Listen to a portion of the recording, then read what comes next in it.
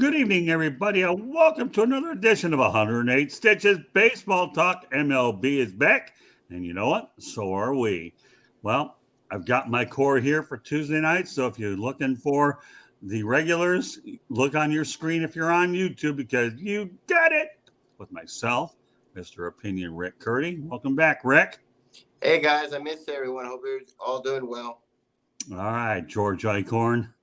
Good to see you guys. All right, Mr. Katz. Good to see you all.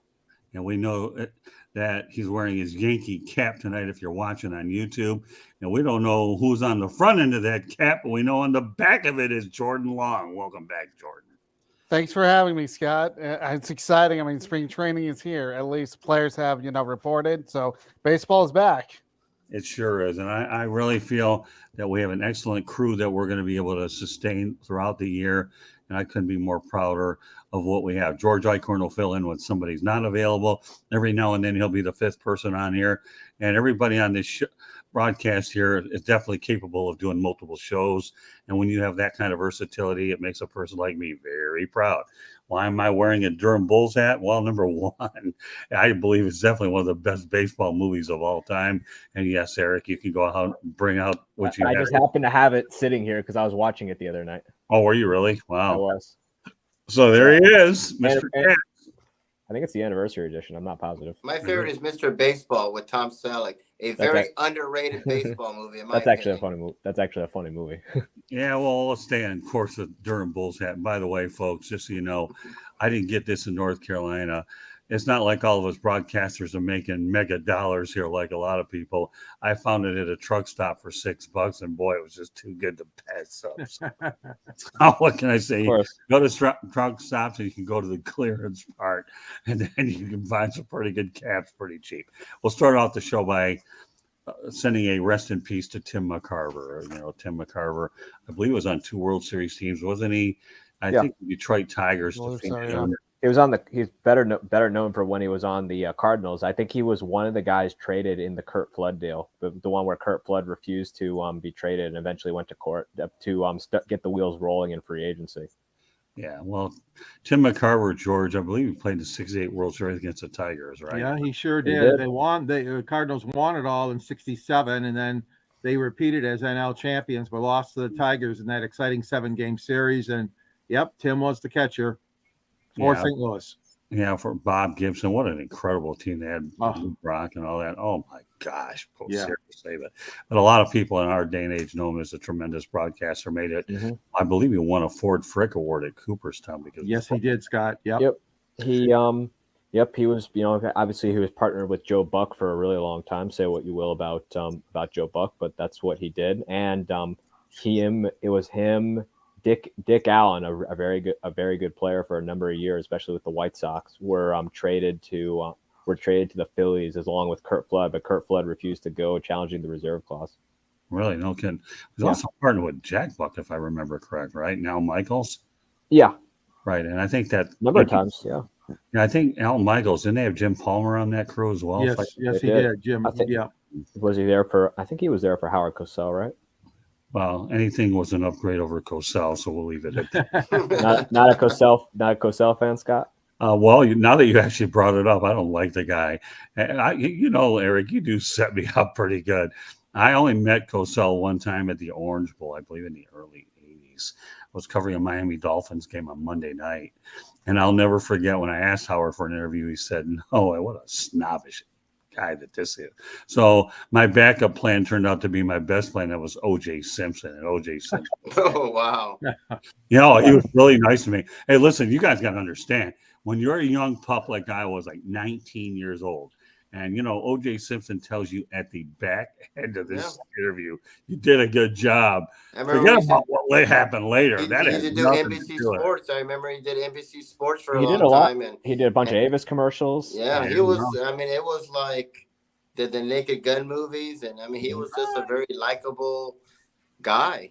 Yeah, but listen, if you're a young broadcaster, and at that time, forget about what happened later. There's nothing to do with it. They're talking about me, Scott, the pup here at that point. Okay. What ended up happening was he helped me build some confidence. That's pretty cool that this guy was telling me I did a good job. That's an upgrade. Yeah, it was. I mean, I was bombarding this guy with one follow-up after another, and I was young. Can you imagine adding another 40 years or so and another 50 to 100 pounds and a little bit of gray hair? I could have had a lot more. But no, OJ was a big help to me. But when you brought up Howard Cosell, Howard Cosell to me, everybody has a story about him. He doesn't earn good prompts as far as I'm concerned. Hello, Ralph Williams. Thanks for being a part of the show. We appreciate you very much for tuning in. So once again, Tim McCarver, rest in peace. I have a really loaded show here. But before I go any further, just want to let everybody know that 108 Stitches Baseball Talk can be heard on iHeartRadio, Apple, Spotify, Google, wherever you get your podcasts. So, wherever you're at, you want to listen to it, that's how to do it. There's other ones out there. Please hit the red subscribe button on YouTube, South Florida Tribune. We're striving for 1,000 subscribers. Also, you know what? You want to be a guest, whether it's on 108 Stitches Baseball Talk or wherever, send your topic ideas to South Florida Tribune at gmail.com. And whatever your topic is, we'll match it up to that particular show. We'll be more than happy to have you on. The only thing we ask you to do is if you come on, please be a subscriber so you can get everything that you've recorded. And you can also download it for your records. Let people know you've been on our show. So there's always an opportunity for everybody out there. We're looking for good talent to blend with the core we have here as well. So we hope you take advantage. It's a very real, sincere way to get more and more people involved as we continue to grow the platform. With that said, okay, now that we got particulars out, got a lot of big names on this show to talk about, and probably a pretty good parting shot when you had guys like George Eichhorn and I. You definitely have stuff probably in the 70s. And again, the way Eric Katz knows everything anyways, you probably could have been born when we did. But Eric, that's a compliment, by the way, Eric, just so you know. Okay. Thank you. I've never seen a young 20-year-old have like a 50 or 60-year-old with the encyclopedia of a head that you have. So if you look over to the left, I got a bunch of baseball books over there, so that's where I get it from. I haven't read them all, but I got a lot. Well, I don't know. Just it's okay to fool Mother Nature, okay, because she gets upset, but don't think we fool you. The first time I met Katz, by the way, he kept me on the phone 4 or 5 hours, and I thought my arm was going to fall off. He knew so much. I knew he was a direct fit to come in here on a Saturday night, and here he is, still sticking with the program. All right. With that said, Miguel Cabrera is entering his final year. All right, George Eichhorn, you're a resident Detroiter. What kind of a year is Miggy going to have? I don't know. He's going to have fun. He's playing it real loose and relaxed. He met the media the other day down in Lakeland, Florida, the longtime spring training home of the Tigers. And he said something to the effect of, one of the reporters asked him about, going and getting his farewell tour and gifts from all these stadiums and teams. And he said, I've gotten a lot of gifts already, a lot of hits from those teams. He says, I'm not looking for gifts and a farewell tour. He's committed. He wants the team to win, and his focus is on helping the team. With that being said, I hope he has a great send-off and a great year. I don't know. He certainly can't hit for power anymore, but he certainly is a great influence in the locker room, Scott. So I'm looking for big things from Miggy again to help the youngsters, the younger Tigers along the way this season. And I just look at it as a bonus. If he moves up in certain categories, such as hits or home runs or RBIs or whatever, that's a bonus. But clearly his baseball skills have eroded during the past few years. But it'll be a fun year for him. I know the team is planning a lot of surprises. Yeah, if I remember properly, I believe he has 3,088 hits along with 507 home runs. So, yeah, he's only basically 12 hits away from 3,100. Hello, Jennifer Matthews Lewis. How are you? Good to see you again, young lady. Looking forward to seeing you on Sideline Stuff. We'd love to have Sideline Sports as a great partner. Jennifer Matthew Lewis is absolutely one of the better ones they have out there. JB Ellis, Jacob Christner, the list goes on and on. So glad to have our partnership with them. But yeah, I think he has 3,088 hits to go along with 507 home runs. So it's just a matter of not just patting on the numbers, but like you say, his locker room presence is holy moly, awfully good. All right, Mr. Opinion, give me an opinion on Mickey. Well, Hall of Famer, no doubt, one of the greatest right-handed hitters I've seen in my generation, along with Albert Pujols. No doubt Hall of Famer, Triple Crown winner. Never thought I'd ever see a Triple Crown. I think that's what's more impressive to me with Miguel Cabrera is he won a Triple Crown. I mean, it's so rare that people thought it was horse racing. I said, no, they actually have a Triple Crown in baseball. It's just very rare. And it's been done since Carl Yastrzemski back in the 60s. So great. 67. Yeah, 67. Great career. what's more to say? He's just, like I said, kind of is like a farewell tour. I know he doesn't want to see it, but they will do some kind of thing for him there. He's just a lovable guy, and I wish him the best. It'll be great. Maybe he'll rejuvenate and like kind of like Albert Pujols did when he was with the Cardinals. Everyone got so excited when I don't know if it'll happen, but it'll be kind of nice if that does. But whatever happens, whether he hits 100, batting average of 100, nobody's gonna care. This is just kind of wrapping up his Hall of Fame career. So, and he's just a funny, lovable guy. I love his antics on there. He's like a little kid when he plays the game. He just loves the game of baseball. So it's gonna be fun to see him play, and he'll be missed definitely.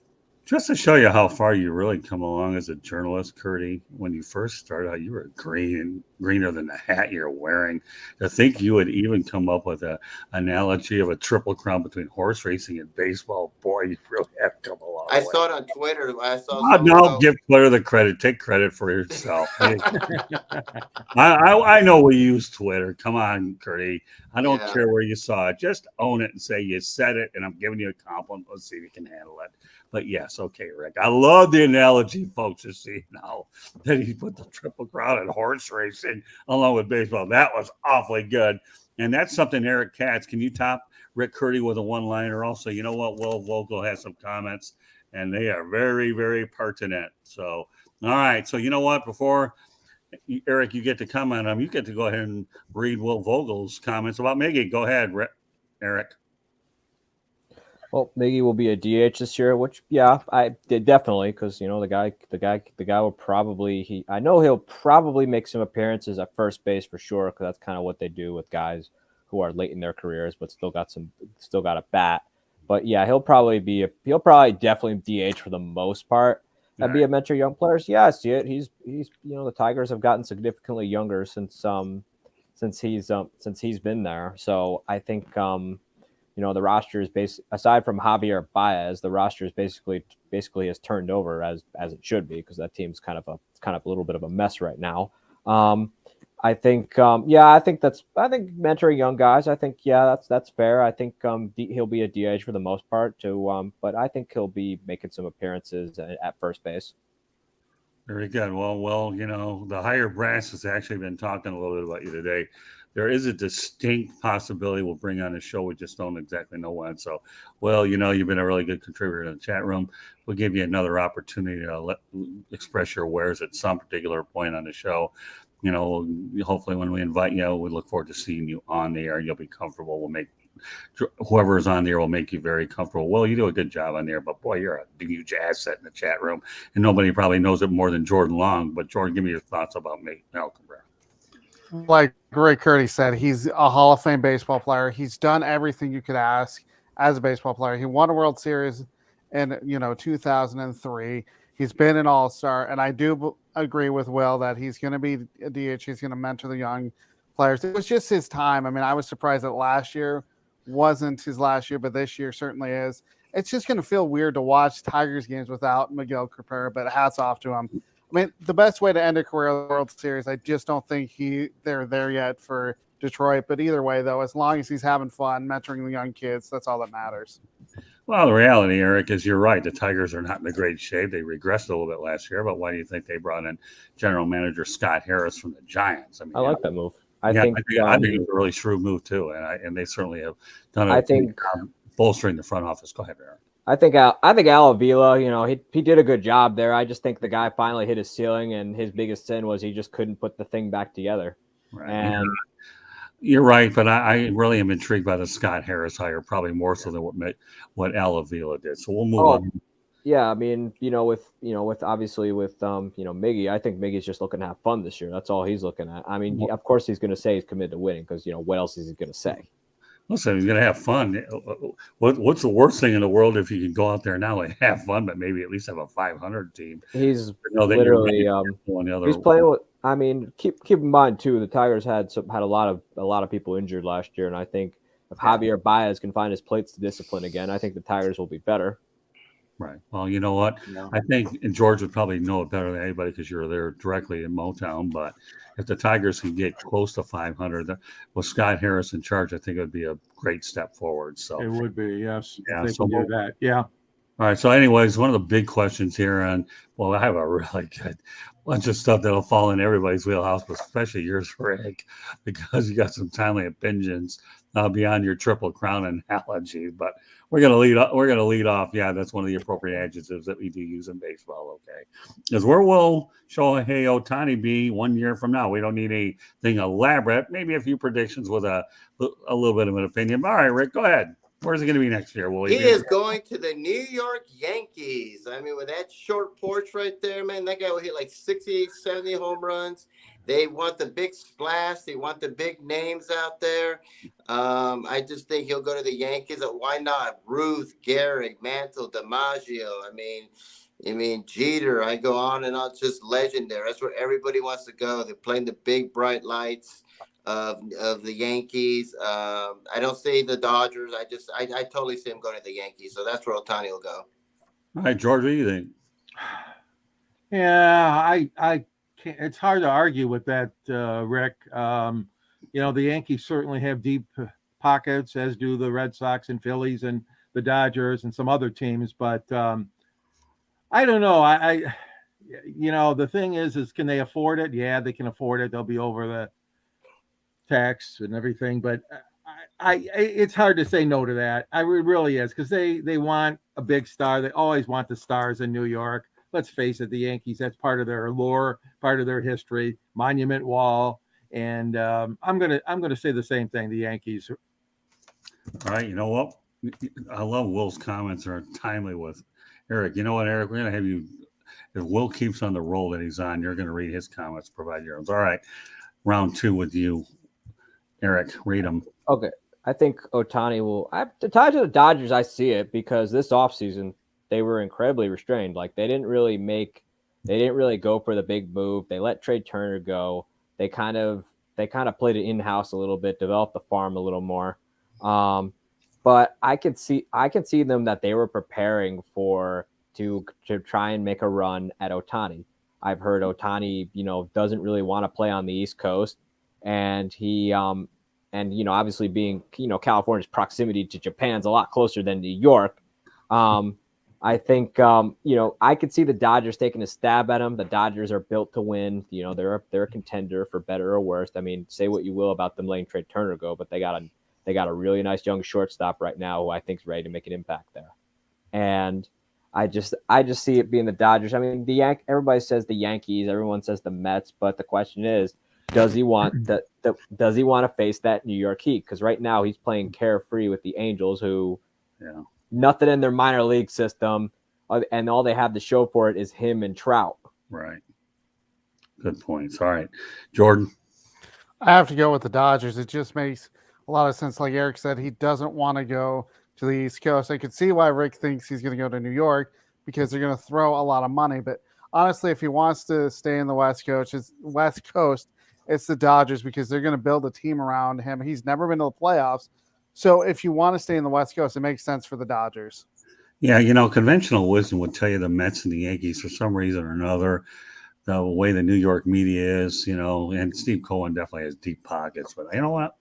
As much as I'd like to think the Dodgers, I wouldn't rule out the San Diego Padres. That's a good landing spot too. There's also the uncertainty though with the Mets, because I know that MLB is trying to reform, which I think is wrong, trying to reform Steve Cohen from spending as much as he spends, which I have no issue with the amount of money the guy spends. I think it's good that he shows that he cares. I really do, and I am the biggest Mets hater there is. Well, I call him New York Junior for a reason. Okay, well that's funny. Go keep going. But I know that they're going to try and make a move. But the thing about it is, MLB is trying to kind of put a latch on it. But obviously Cohen's got the money. I mean, the NFL did it to Jerry Jones. So if a big league like the NFL could stand up to Jerry Jones, MLB can definitely do that to Cohen. I mean, it's the rules. I mean, I just think it's a good thing Cohen's spending the money that he's spending. I think it's great for baseball. Yeah, but then they have a tax out there basically that they call it the Steve Cohen tax. I mean, Well, you think this guy really cares about paying it? But I don't know. I'll go back to my feelings again. The Dodgers. I'm sorry. Go ahead. His net worth is what he's paying his his players now is not even a quarter of what the guy's net worth is. If you want to go there, I don't know where I'm going. I'm just saying I thought they had a tax there basically. they do. Steve Cohen. And he blew through it. Right. Okay. Well, that's another story. He blew through it, but they still have it. Yeah, But, you know, yeah. but getting back to my conventional wisdom, and I'm certainly we're just throwing opinions and speculation. So if you think that we are the what's his name, Jeff Parsons out there, we're not. But keep that phone working there, Eric. Okay. But again, conventional wisdom would think that the Yankees and the Mets, and of course, if you win in New York, you know you're headed to the Hall of Fame much quicker than you aren't. But the Dodgers make sense because you don't have to leave the area. But I don't know, for some reason or another way, San Diego doling out some money. I would still not rule them out and go with your guys' conventional wisdom to stay on the West Coast. But that said, I'm going to have a segue, okay, to San Diego. And that Manny Machado is opting out at the end of the 2023 season. He's seeking a 10-year deal at $400 million. And I'm going to turn my head. This is a topic that I really, Rick, incorporated because of you, so you get first crack at it. Okay. No, I would not pay him that much money. I think he's hearing. I think he's got Daniel Jones's agent, who I think he wants like $45 million a year from the Giants. So maybe he's got that same agent as him. Somebody will pay him that money. I don't know. I don't think the Padres will pay him, but some desperate team definitely will pay him. So will he get it? Probably. Might get more, but I don't see the Padres doing it. All right, George. Well, Padres are obviously spend a lot of money. They're trying to build something good out there, and they have. I wish he would stay, but a lot of the guys just want to move around. They're seeking a better venue. They're seeking more money. It's a shame because I like Manny as a ball player. I don't particularly like when somebody that's in that kind of a contract situation demanding to be moved or out or trade me and all that. But again, I'm old-fashioned that way. I like to see stars. I like to see stars retain their identity, retain that jersey, retain that baseball cap. But Manny's going to do what he wants to do, and him and his agent, they're going to move him. Probably going to happen. Okay, well, you know what, Eric? Guess what? You get double duty because Vogel's on a roll. So go ahead. You start with Vogel, and then you talk for yourself. All right, go ahead, Eric. Well, yeah, I agree. He's not going to get a 10-year deal because the guy's already in his 30s. I mean, he wants to pay. You're seeing shortstop now be paid through their age 40th season, but the difference between those guys and Manny Machado is those guys are still in the prime of their career. So you can kind of command on the back end. Manny's already in his 30s where, you want the 10-year deal. Well, he's going to play he'll have to play until he's 45, but then the team will take the debt. The team will have to take on a lot of dead money when the guy's done, plus the back end of those contracts, which ultimately never works out unless your name is Derek Jeter. Right. But the thing with Machado is obviously he saw what shortstop and third baseman were commanding on the free agent market this year. The difference is those guys are in the prime of their career. Manny Machado's at the point in his career where he's starting to exit the prime of his career, and his performance is going to tail off. It happens to all of these guys. That's just how it is. You cannot play the game forever, and I don't think Manny will find a better deal than San Diego. I know the Padres owner will pay money, as we've seen over the years with every free agency cycle comes around, and the guy's willing to dump money at guys like Xander Bogaerts into his age 40 season. He's willing to throw a 14-year contract at Fernando Tatis Jr., which is actually looking like a big mistake, but I digress. And he's willing to do it for guys like Yu Darvish, who I think is overrated, Sean Manaea, who I think is very overrated, and also Josh Hader, who's starting to kind of tail off a little bit. But Manny's going to be Manny. To be truthful, I've liked how he's changed as a person because originally I couldn't stand the guy. I thought he just did awful things. See Dustin Pedroia, but I think great ball player. I think at the end of the day he does want to win a championship, and it just hasn't happened yet. He's been to the playoffs multiple times, and nothing. But and I think that's the big thing missing from his career, from his resume, is a championship ring. Okay, Jordan, tough. What do you think? I think honestly, if you look at it, yeah, 10 years, like Will Rick has said, and Rick, it's too long. Yes, he won a 10-year deal for 40 million a year, but the thing is that I think he's trying to just get leverage to say, if you don't pay me, I'm going to go elsewhere. We know he's going to be a free agent. Would he like to stay in San Diego? Sure, but I do see him somewhere elsewhere where it will be. I don't know. I think this is just giving leverage to say, this is what I want. Now pay me. But it could be that with that leverage, he could end up with a 5-year deal. But I do think he does want a championship at the end of the day. So will that be, New York, somewhere where he could compete? Yeah, for sure. Question is how much do they really want to pay him? That's where it comes down to. Yeah, Jordan, all you guys are really on point here. He wants a championship ring the worst way. You can have all the money in the world, but that ring, and taste the champagne championship, that's one thing. But do I think he's getting 10-year, $400 million? No.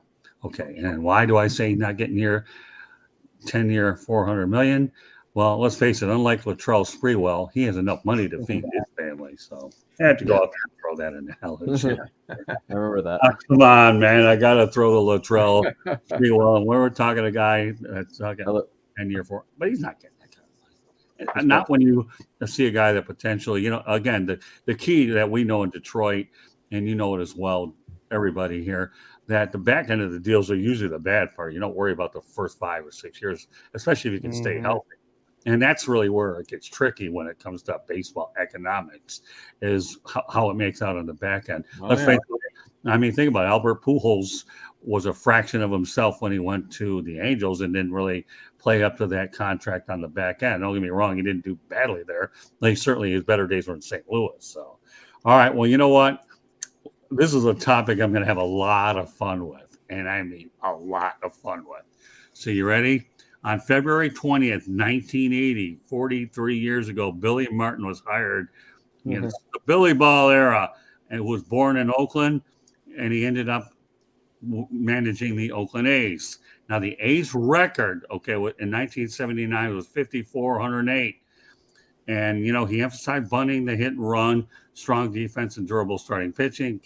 Eric, I know you're going to say how many arms he burned out. No, don't go too far with that because we already know. You could probably mention it unless Vogel's got something you have to repeat. And knowing him, he's probably researching it anyways.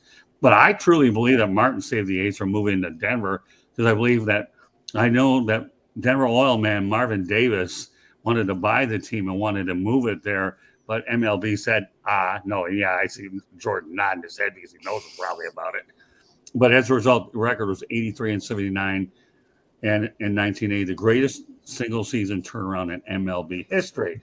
So you know what? I have no choice but to go out there and lead off with our Denver, Colorado correspondent, not Denver, but the guy that covers the Rocks, Jordan Long. Okay, do you know? First of all, I'm going to give you a 2-part question here, Jordan. Do you remember about the potential that the A's could have moved to Oakland? I've heard that they could have moved to Colorado. Granted, I don't know a lot about the story, but then again, we ended up getting the Rockies in '93 as an expansion team. Would we have liked the A's? Of course we would have. Then we wouldn't have to do the expansion draft. Right. Okay. So what are your thoughts about Billy Martin? I know it was probably a little bit before your time, but let's face the reality. Here's a guy that I think baseball missed. The New York Yankees benefited from him. That's why Eric Katz is going next. Okay. But go ahead. Let's face it. The Tigers had Billy Martin. The Texas Rangers had him. The Minnesota Twins, and the beat goes on and on. He was hired 9 million times by the Yankees. And of course, when I had an opportunity to interview George Steinbrenner at Fort Lauderdale Stadium, I asked him the easy questions. I got to the manager questions.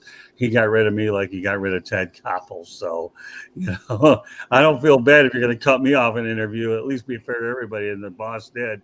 And to me, it was just one of those kind of things where, hey, you know what? Nightline is just as good as the Detroit Monitor or the Hallandale Tigers, who I was working for at the time. But no, George for the most part was. So, but all right, Jordan, I didn't mean to steal your thunder. But yeah, I know that the Oakland A's at one point were being considered as a possible move to Denver. We'll see how it turned out with the Rockies winding up there. Now, I think Oakland A's would have drawn well, and now we see that they are still having stadium issues, which will lead to Rick Curdy in a little bit. So I'll leave you for last. So any other thoughts about Billy Martin, Jordan? I think it's pretty interesting that, you said he won 50 some games and they won 89. Is that correct?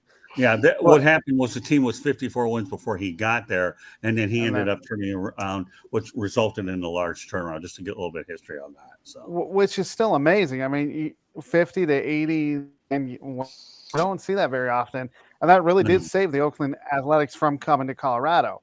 yeah. But he was still a pretty good manager in his own right. So, I mean, it's still amazing that he was able to turn the Oakland Athletics around in 1 year. Billy was one of those kind of guys that turned franchise around quickly, but wore out his welcome after 2, 3, 4 years. I think drinking ultimately did him in Oakland, but that was a good situation for a little bit of longevity compared to his other stops. All right, well, you know what? Why not have fun with the Vogel Cats combination? It's working. Though it's probably a little bit more of a conservative one for Eric, but go ahead. He was a great manager, actually. I mean, George Steinbrenner hired him back 5 times. There's that Billy Martin's the sheer definition of you may hate him while he's around, but when he's gone, there's a part of you that misses him. He's the exact definition of that. But Billy, I did know that he went to Oakland. That was kind of in between his tours with the Yankees. Actually, he actually looked a lot healthier when he was managing the A's.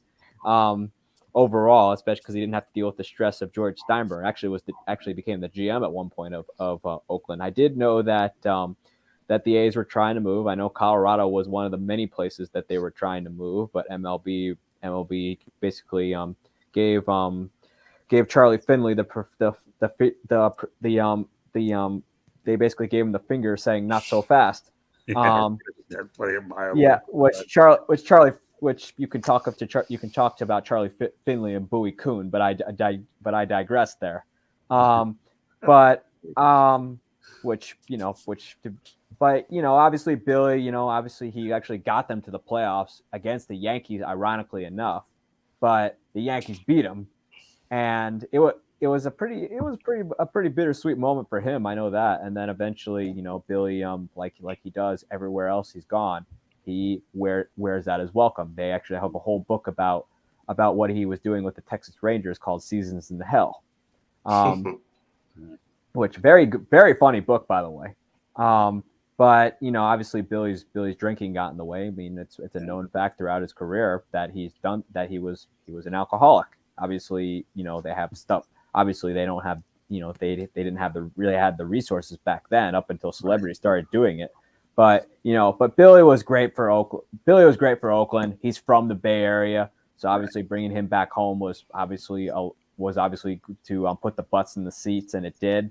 But Billy's a winner. I mean, he burned out arm, but so did Dusty Baker. Actually, Ricky Henderson was on that team. Ricky actually loved him. Yeah. It's I think Billy was. I think with Ricky though, Billy was willing to let some things go as long as Ricky got on and did Ricky Henderson things. That's true. I got to, before I turn over to George, I don't know if this is a story I should mention because it is kind of crazy, but when I got injured in a skiing accident on Christmas Day out in Magic Mountain in Londonderry, Vermont, I tore my ankle on my last run of the day on Christmas Day. And unfortunately, that was the day Billy Martin was killed in an accident that day. But the irony of the whole situation is every time I need to find out my medical records and they ask me about my medical history, then I always turn to that Billy Martin situation while I was in the hospital on that particular day with a busted up ankle. And I Google up Billy Martin is what I do. And at least I have that piece of information again. That was an unfortunate thing too, because I was really looking forward to getting into skiing in the New England, and I had researched a lot of ski resorts. And Londonderry, Vermont, was really a cool place. It's just what I ended up learning on that particular day, though, is I was going good until that last run of the day, but I didn't realize that I had leg fatigue, and all of a sudden, wound up on the middle of the mountain, I had to be airlifted down. But I was back eating dinner that night after they X-rayed me and determined I tore ligaments in my ankle. And I was in a cast probably for 6 probably like several, I think 5, 6 months as it turned out, and ended up having knee surgery later on because I put so much pressure on my right leg. And I ended up going on a trip to Aruba, that company trip as well. So it's pretty hard when you have a fiberglass cast and sand in it. But that's for another little story, a few particulars. And also, I had an opportunity to interview Billy Martin in Fort Lauderdale at Fort Lauderdale Stadium with Zoom manager of the Yankees. And Billy treated me great. You know, you talk about some guys, training managers. Of course, everybody in spring training is a little nicer. I've had a lot of good spring training stories, but Billy was really nice to me. I have no problem with him whatsoever. And yeah, he did some good things. They were short. I still wish there was a way to get Billy in the Hall of Fame.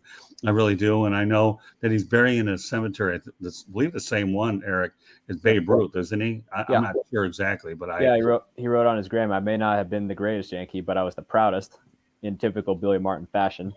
Good. When you come up with comments, that makes me even more proud of you than I already am, and that's awfully proud. But yeah, they you know, Billy, let's talk, and just so you know, go ahead. Yeah, I mean, Billy, you know, obviously, you know, there's a reason George brought him back 5 times. As much as the tabloids like to make it they didn't get along, which they didn't. Deep down, George loved him.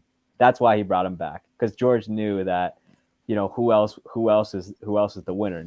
Everyone else, you know, with the exception of maybe Dick Hauser, they weren't the same. They just didn't win as frequently as Billy did. Billy not only won, Eric, for crying out loud, they got the front page of the New York tabloids too. So, and they put rear ends in the seats. It was pretty. That's why they call it the Bronx Zoo. But you know, we got to give George Eichhorn a little time, because obviously Billy Martin did some pretty good things with a Tigers team that was past the World Series point. And, you know, back in the early 70s, he did manage to get him to the playoffs, only to lose to the Oakland A's, right, George?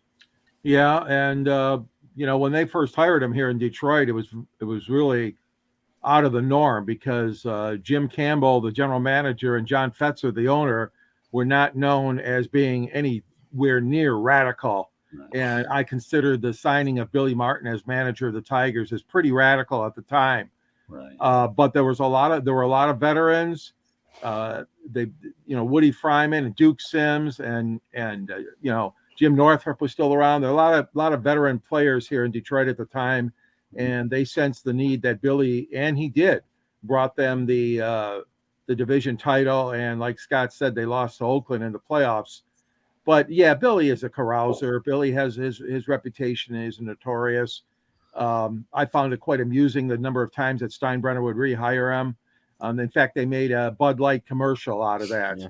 You're fired. I'm fired. You know, yeah, you're fired. Yeah, it was back and forth. It was a great commercial. But yeah, he was a character. He hung around with a guy in Detroit that owned the bar, Bill Reedy, and Bill was in the car that fateful day and night when that terrible accident happened. And there's a lot of speculation about who was really behind the wheel, but Billy had fun. Billy enjoyed his life. He lived it to the highest. And yes, he did have a chance to bring these teams and turn these teams around. That's why teams took a chance on him. Right. Because he was a winner. Between the lines. Like As somebody once said, between the lines, there was nobody better, maybe, at least that era, than Billy Martin. Yeah, well, you talk about a veteran team. You had Al Kaline, Mickey Lolich, Joe Coleman, Bill Freehan. The list goes on and on. So, without a doubt, yeah, he did. And I should say that George and I had Duke Sims on the show, and he actually had Billy Martin had Larry LeGros throw over at Bert Campaneris. So, you know, and Duke didn't have a problem doing it. Hey, you know, whatever Billy says for me to do, I'm going to do it.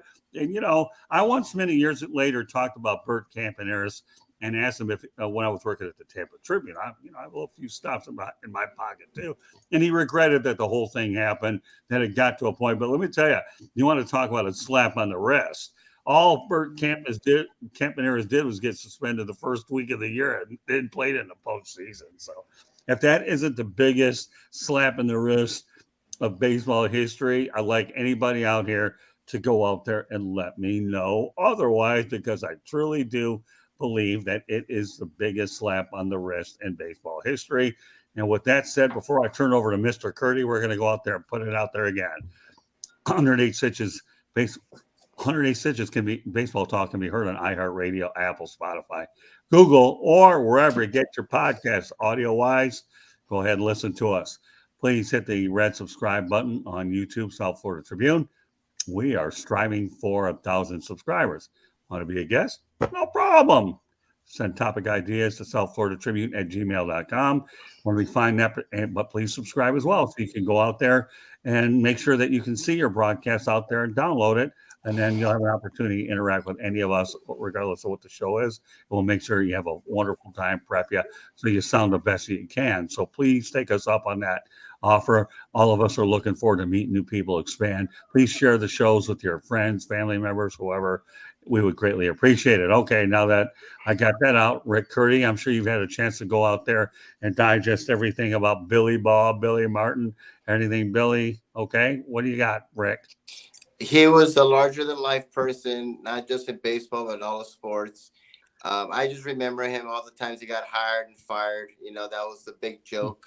How many times Steinbrenner brought him back. But I agree with Eric. I think deep down inside, he really did love him, you know. And I'm surprised he's not in the Hall of Fame. He should be in the Hall of Fame. Right. You know, I talk about Fred McGriff. I'm going to go on another rant. Billy Martin should be in the Hall of Fame. I'm surprised he's not. You know, it's been the Hall of Very Good lately. Scott Rowland, I'm just like, whatever.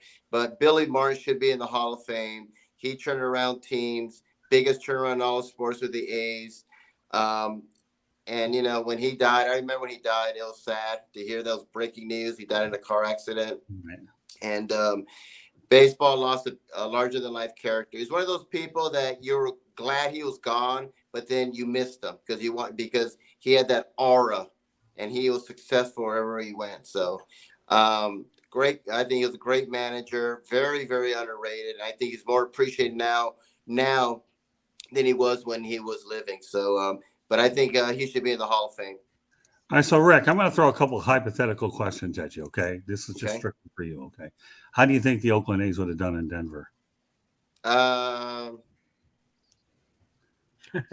don't know. I mean, That's it a would have been long interesting. pause. I think it would have taken a while for them to warm up to them there. I think it'd be a little different, but I'm glad they stayed. I think it was good that they stayed. I don't think it would have worked out at Denver.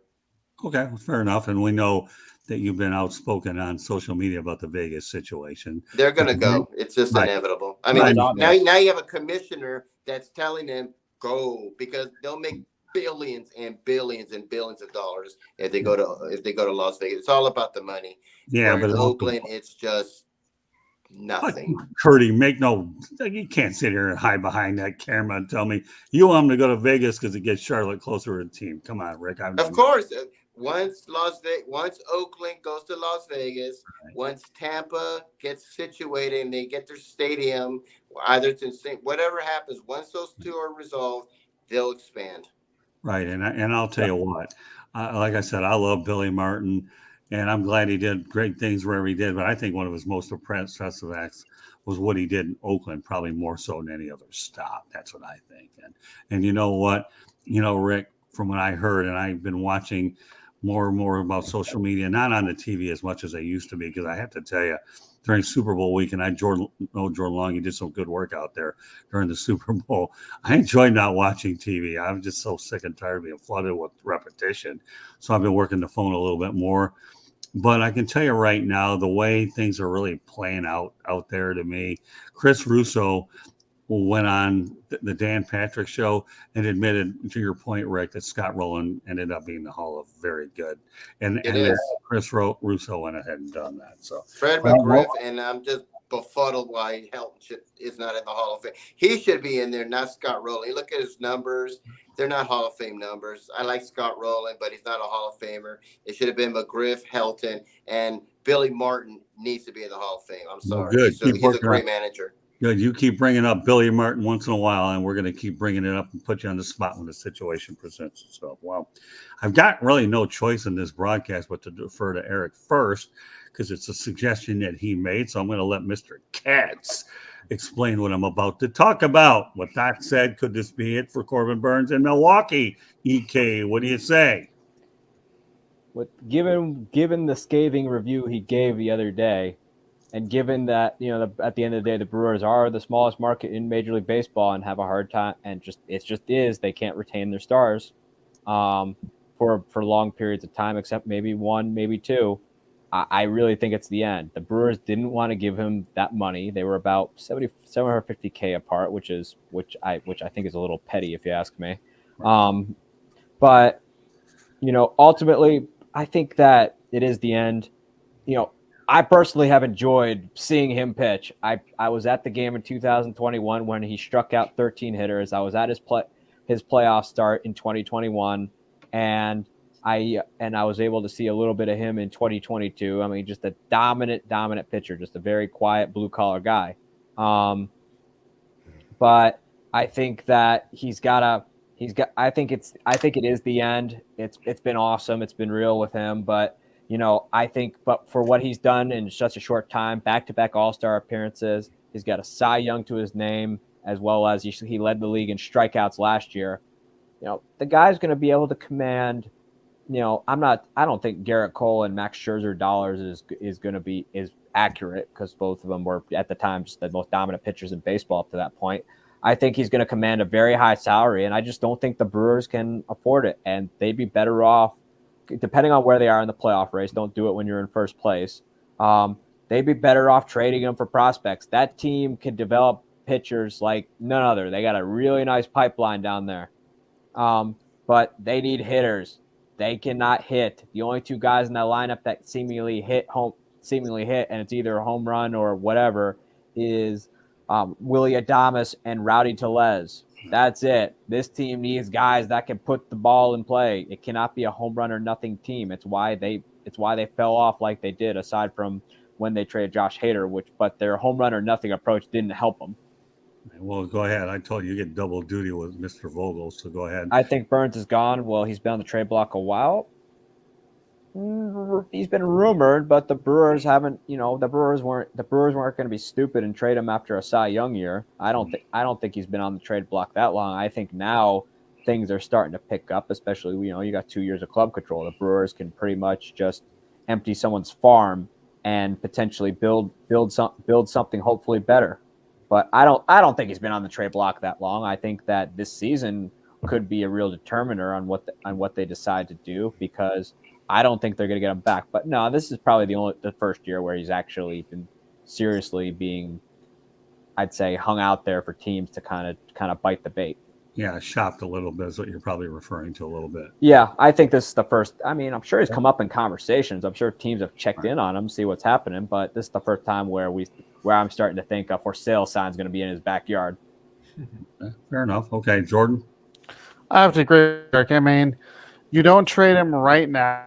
Yes, he's on the trade block. This is definitely the end for him. I think you wait until the All-Star break, maybe past that, just to see where the Brewers are, and if they're starting to go south, then you'll pull the trigger to at least get some prospects. You would like about, like Eric was saying, they need offense, but he's definitely not coming back. And it surprises me because he's won, 10-plus games the last 2 years. But then again, it's the Brewers. They're a small market. He needs to go to a bigger market where he can actually, make better money. Like Eric said, they were, apart in money, and that's really he wants money. You want to get paid. Yes, he's pitching well, but you want to get paid, and that's what the bottom line is. And he's going to get that with the Brewers. What do you think, George? Well, it reminds me of the Tigers. You talk about a market the size, what Milwaukee is going through, and the Tigers, of course, losing Scherzer, losing JV, Verlander, and it's sad because these teams, like Eric was saying, if they can't afford them, then there's a good chance they're going to lose them. And I feel bad because the fans, I know, have an identity with players such as him, and we did here in Detroit with losing Verlander and and Scherzer, and we still haven't recovered from that. And that was due in part because of some skeptical or shady, I would call it, talent that we acquired in the trade, especially for Verlander. Right. But that being said, I mean, Milwaukee they got a lot of problems there, and like you guys were saying, they need to get some hitters, and he certainly would bring back a lot. And I think you're right, Jordan. I think you wait until the All-Star break or around that time before the trading deadline. But you got to make a good trade because you got to get a good haul in return, unlike what the Tigers did for JV. What do you think, Rick? Yeah, I mean, he's definitely gone. I mean, Milwaukee's the smallest city that has Major League Baseball. very small market, very blue collar. They're always that little train that could, where a lot of people are like, they don't have it, but then they'll surprise you. But they're just not good enough yet to have won a World Series. But he's gone. He definitely wants to go. He wants more money. They're not going to pay him. So, I mean, he needs to go to a bigger market. I see the Dodgers pulling the trigger. I can easily see that. And I think it will be by the All-Star break. If Milwaukee's struggling and he's doing really well, they're going to trade him away. And I see the Dodgers getting him. Yeah, I mean, I look back at last year's trade deadline when the Brewers traded quite a few players, so it makes me have a lot of doubts whether or not the Brewers can keep them. I'm dealing with a similar situation in Miami where hopefully at some point the Marlins will be able to retain a lot of their better players and they don't trade them when they're arbitration ready. Because, I do believe that Miami, let's not kid yourself, say what you want about the Miami Marlins, but they do have 2 championships in their pocket. One they bought and the other one they developed. And I'm anxious to meet the new manager, Skip Schumacher. I haven't yet because I've been so tied up over the last 12 weeks between Daytona Beach, Milwaukee, and Jacksonville. So I'm still trying to figure out where I sleep on the weekend, but that's for another day. But yeah, again, I only go back to what happened at last year's trade deadline. You certainly want to get good value, as everybody's been talking about, but so you have to see where you're at, and maybe they can come to some sort of a compromise. But boy, you just don't get somebody upset now and have them talking about you, because then you got his mind thinking that, hey, I worked hard for you guys. You're not paying me what I'm worth, or at least even if you got a team-friendly deal for a lot of years, which a lot of guys are getting, some of these guys are just looking for some stability. So, every franchise, especially we see it in hockey, where although obviously the baseball pay scale is a bit higher, where they're adding 8 to 10 years. Now, do you do that with a pitcher? That's another story with the type of arm troubles you could have. But he certainly didn't win any. The Brewers did not win any friends by not paying him, and he feels there's a little bit of loyalty there. Who knows? He might end up winding up with a team with no state income tax either. That'll put a couple of dollars in your pocket. But we know that Wisconsin does have some sort of a taxability out there. So I don't know. I'd like to see the Brewers keep him, but I kind of have my doubts. I'm only referring back to what happened last year at the deadline. So we'll see how it plays out. So, all right. Well, this is the type of part of the show where we have parting shots. So, you know what, Mr. Opinion? This time you lead off. Well, Major League Baseball, I understand what they're doing. They want to get the younger people involved. Baseball's too slow. But, the robot, strike calls, the big bases. I think someone said they look like pizza boxes. Oh, that was Cora. It's just why, I don't understand why. I actually went to a game where it was called by like a computer, and it's not a robot. Actually, the umpire has an earpiece and a computer, and somewhere in the office calls it balls and strikes. They relay it back to him, and he calls strike one. That's how it's done. It's not an actual robot, and I hated it. It delayed the game. The balls and strikes were all over the place. It's very inconsistent. There's just some things you need to keep simple. There's some things that need to be run by human beings, and that's what needs to be run by human beings. I understand different umpires have high balls and high strikes, low and inside, outside, whatever. Maybe they can get together and be a little bit more consistent with it. But the robots, the bigger bases, and please get rid of this stupid ghost runner Major League Baseball. It's stupid. I understand why you're doing it, but you're making baseball stupid, and it's going to become silly now, and I don't want that to happen. Okay, George, go ahead. Well, I'd like to give some hats off. You mentioned it earlier, Scott Harris, and even though he doesn't have the title of general manager, he's president of baseball operations, but he's running the show. And to see that young man around the batting cage in Lakeland, Florida, and to see him handle himself as well as he has with the press and the media from Detroit these last few weeks, I am very impressed. Hats off to Chris Ilitch of the Tigers for bringing Scott Harris over, and I'm hoping for good things with him. He's already brought the fences in a little bit at Comerica Park, which needed to be done. He's replaced all the light bulbs. I know it sounds funny, but Detroit was one of the last teams in the league to go with the brand new LED lighting, even though that stadium has been around since 2000. So they finally changed all the light bulbs. But let's hope the big light bulb goes off in Scott Harris's mind and that he acquires the talent he needs. He's been scouring for talent for the past several months since he's been hired. It's going to be a long season in Detroit, but I think you got a good man there, hopefully the right man to lead this team in Scott Harris. That's my parting shot. Okay, you know what? You get double duty again, Eric. So we'll get Willis. You can comment on this one on your own. Then you can take your parting shots. Go ahead, Eric. I don't like robot umpires. Well, I don't like them either. I'd probably pour my drink on them.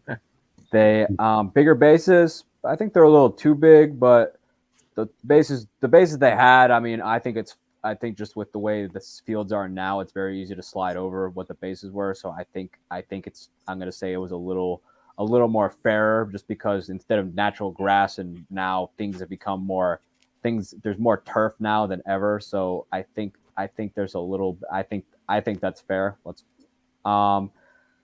So based, yeah, I'm looking forward to it. Especially with the shift gone. That we could see the more complete hitter come back now, where they can lace it to all fields, and we'll see a guy win a batting title is batting a little higher than 315. But personally, I think the bases are fair. I just think that with the way the fields are now, they kind of had to make them bigger. But I want to say, though, the Brewers blaming Corbin Burnes for not going to the playoffs. I don't think it's not all on Burnes. I mean, everybody, especially their offense, he literally was pitching it with graveyard hitters who it was either home run or nothing. Right. So I can't really, and Burnes led the league in strikeouts, at least the National League in Ks. I can't, why would you want to pin all the blame on him? He was not the reason you did not go to the postseason. The reason you didn't go is you didn't hit, and you decided to trade one of your clubhouse leaders, which absolutely deflated the locker room. Which, if you want to blame anybody, yeah, you could. I guess you could knock the leadership there a little bit. I guess, but the guy you want to blame is Christian Yelich. He was the guy. He's the guy making all the money. He's supposed to bring that locker room together, and he didn't. Okay. So there's your guy to blame. I mean, yeah, we love Christian Yelich, but if I'm going to knock a guy for last season's issues where they had opportunities to get the final wild card spot, I'm knocking Yelich. That's fair. Okay, Jordan. Well, the Colorado Rockies, as you know, they haven't been very successful, but I will say this: owner Dick Monfort, many years has said the Rockies are going to win 95 games. Well, we've never won 95 plus in our history. Closest we came was 91 in 2018, and for whatever reason, he's finally drinking the Kool-Aid. The Rockies aren't going to be that good. He's finally realizing this team may be a 500 team. I don't know what's changed, but finally you're realizing that we're not a good baseball team. Took you this long. Finally. Jordan, correct me if I'm wrong, but didn't they give Bud Black a 1-year extension as well? They did. Okay. I was wondering.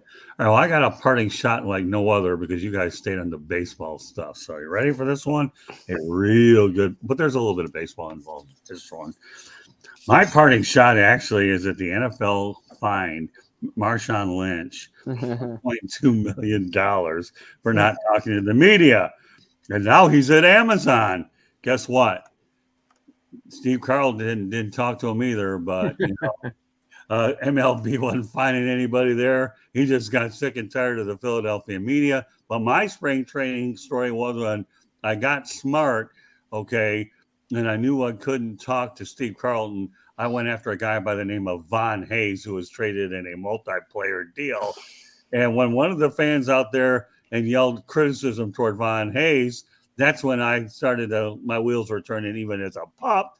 And Von Hayes was a very good interview in the past. So, it's amazing how a guy like Marshawn Lynch can go ahead and get fined $1.2 million, which he probably made it all up on those commercials anyways, and then some and with Amazon.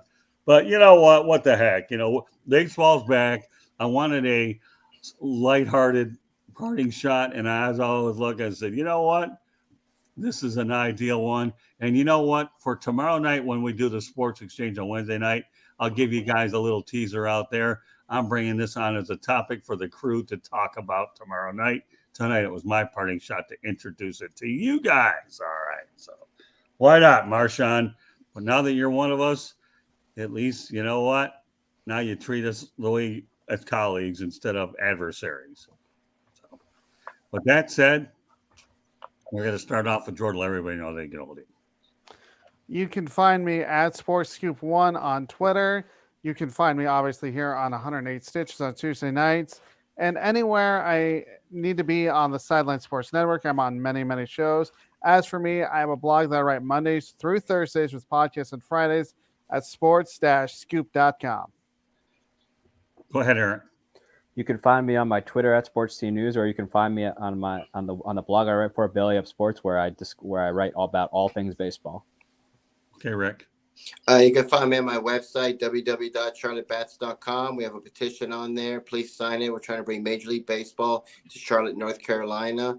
I'm also on Facebook at Charlotte MLB, Charlotte Bats Baseball. I'm on Instagram at Charlotte Bats, and I'm on Twitter, Charlotte Bats Baseball. And I'm also on LinkedIn under Rick Curdy. If you have any comments or questions, my email address is cltbatsbaseball@gmail.com. All right, George Eichhorn. This is the book that you all need to get a copy of if you want to learn about Detroit sports broadcasting. And Ernie Harwell, Ty Tyson, Ray Lane, Van Patrick, Bob Reynolds. We've had some great guys really in our broadcast history. There's a link to purchase my book at the South Florida Tribune website. I write under the Motor City Tribune. And also I write for the Detroit Monitor. You can reach me on Yahoo at gicorn@yahoo.com. You can reach me on Twitter too at SanGSports99.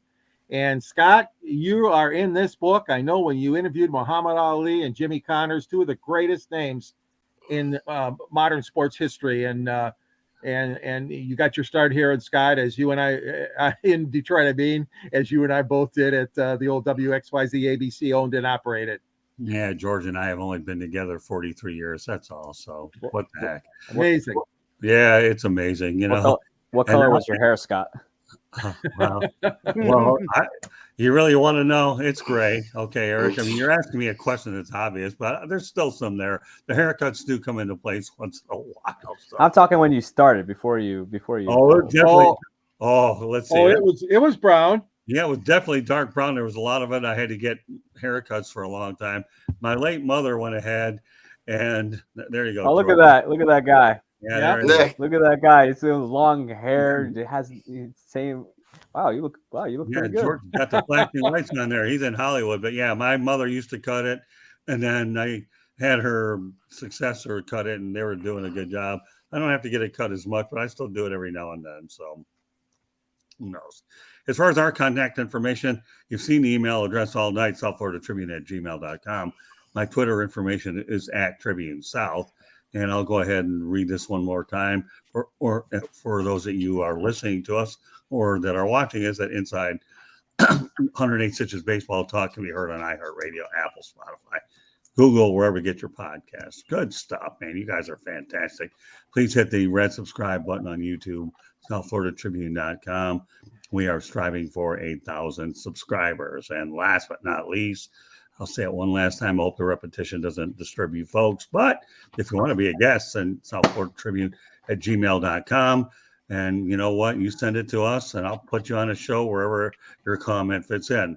Special kudos to Candy Ebling, who does an outstanding job with the South Florida Tribune. Our website is, by the way, www.southfloridatribune.com. So hope I've given it all to you. I don't think I've really missed anything. The only thing I've missed is doing the show for a little while because football took over for a while. But now, you know, as in the old archives of Gene Hackman on Hoosiers, this is your team. So get used to us. And hey, I what can I say? I'm the only one that came up with a non-baseball thing until I plugged Carlton in the end. And now I get a basketball, and everything that was good about basketball is Hoosiers. Don't ask me how many times I've watched it, because you know what? I don't know, but it was awfully good. And I probably burned through a few VCR tapes anyways when they were making them. And now I get to see it on digital. So we'll leave it at that. So meanwhile, great job by my crew tonight. These guys are absolutely, in the eyes of Dick Vitale, awesome, baby. Hope that doesn't kill you too bad. But anyways, on behalf of Rick Curdy, George Eichhorn, Eric Katz, Jordan Long, my name is Scott Morgan, Roth the Motor City Mad Mile. Thank you for joining us on this edition of the Sports Exchange. And if you're watching, yes, I am wearing a Durham Bulls hat because I definitely feel it's one of the best movies that they've ever made. And yes, Eric, I know you've been watching it lately. So good segue, my friend. So while we look forward to next Tuesday night, 108 Stitches Baseball Talk. More shows coming during the week, so stay tuned. So Once again, on behalf of my crew, this is Scott Morganroth. Thank you for joining us. We will catch you next time. God bless and be safe out there. Good evening, everybody. Good night. Good Good night. night.